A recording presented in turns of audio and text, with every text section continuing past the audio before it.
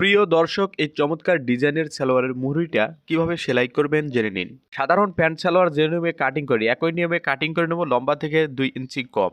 একটা পার্টিস এমন ত্রিভুজ করে কাটিং করে নিতে হবে এবং বডির পার্টের সোজার দিকটা উপরের দিকে রেখে ত্রিভুজের পার্টটা এইভাবে বসিয়ে নিতে হবে। এরপর পেস্টিং এর কোনাতে সেলাইগুলো ঘুরিয়ে ঘুরিয়ে সেলাইটা সুন্দর করে দিয়ে নিতে হবে। তো সেলাইটা দেওয়ার সময় অবশ্যই আমাদেরকে খেয়াল রাখতে হবে যেন টিসি বক্রমের উপরে সেলাইটা উঠে না যায়।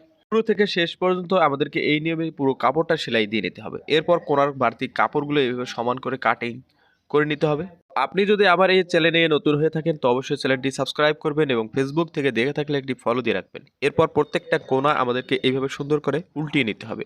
কোণাগুলো উল্টিয়ে নেওয়ার পর লেস দিয়ে একটা পাটিস তৈরি করে নিতে হবে। তো এই একটা লেসের সঙ্গে এই পট্টিটা আমাদেরকে প্রথমে প্লেটের মতো ভেঙে নিতে হবে। আধা ইঞ্চি পরিমাণ সেলাইয়ের কাপড় ধরে শুরু থেকে শেষ পর্যন্ত এক সমান করে সেলাইটা দিয়ে নিতে হবে। এরপর আমাদের পট্টিটা উল্টিয়ে নিতে হবে। উল্টিয়ে নিয়ে কাঁচা কাপড়টা সমান করে ভেঙে এক সমান করে